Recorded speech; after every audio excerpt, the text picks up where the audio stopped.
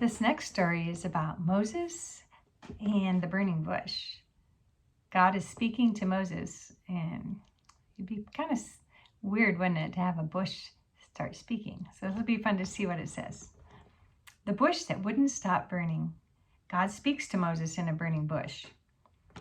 Moses had become an ordinary shepherd. That was because he had killed an Egyptian who was beating one of the Hebrew people.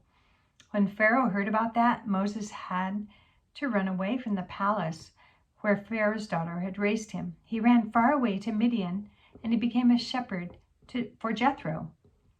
One day, Moses led Jethro's sheep into the desert near Mount Sinai. Oh, it was very, very hot. Moses sat down to rest in the shade of a big rock. While he watched the sheep, Moses thought of the Hebrew people making bricks for Pharaoh in Egypt.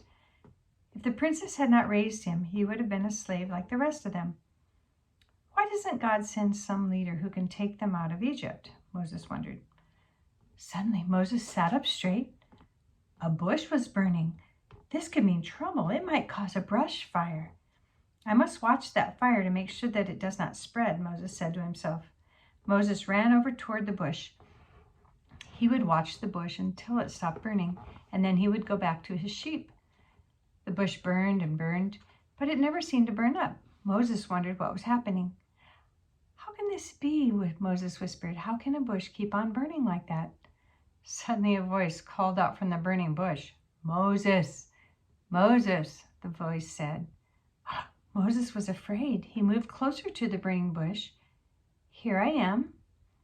Do not come any closer, the voice said. Take off your shoes, for the place where you're standing is holy ground.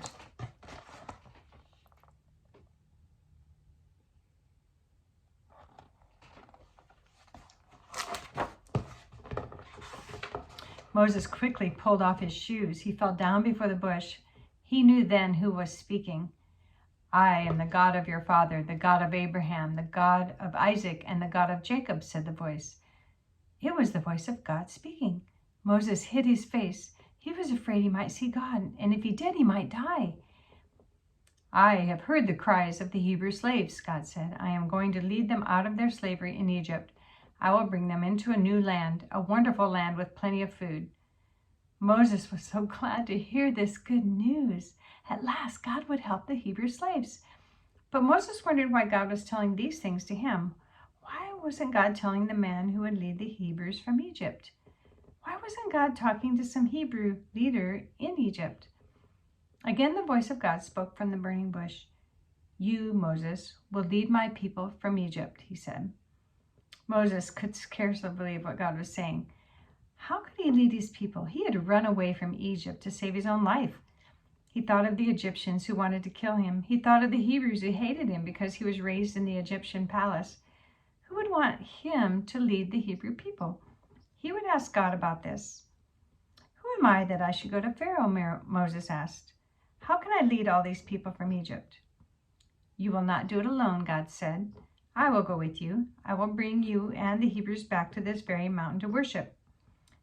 But what shall I tell the Hebrews, the children of Israel, when I go back to Egypt? Moses asked. And who shall I say sent me? Tell them that God of Abraham, Isaac, and Jacob sent you, God said. Tell them I will lead them into a rich land with much food. This is Moses sitting in front of the burning bush that keeps burning.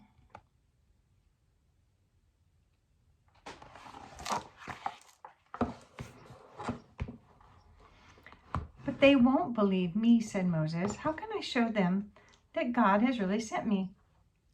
What is that in your hand? God asked. Moses looked in his hand. It was a long stick called a rod.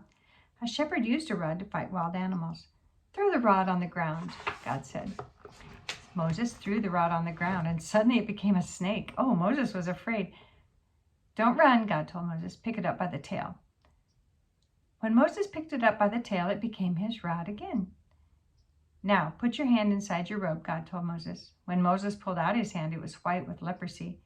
Moses was afraid. Leprosy was the most terrible disease he knew. Put your hand inside your robe again, God said. And when he did that, his hand was well again. These will be signs that I have sent you, God told Moses. Moses grew more and more afraid as he thought of the work God was giving him. I can't speak very well, he said. Who made your mouth? God asked. Now go, I will teach you what to say. You may take Aaron with you to talk. Do what I tell you. The fire in the bush began to die out. Moses looked around. God had been here in this very place with him. He had talked with him. Slowly Moses left the bush and headed home with Jethro's sheep. Moses looked at the sheep following him and saw in his mind the thousands and thousands of Hebrews following him out of Egypt. Wow, what a task the Lord gave him. I'm sure it was a little bit fearful. Read the questions with Mom and Dad.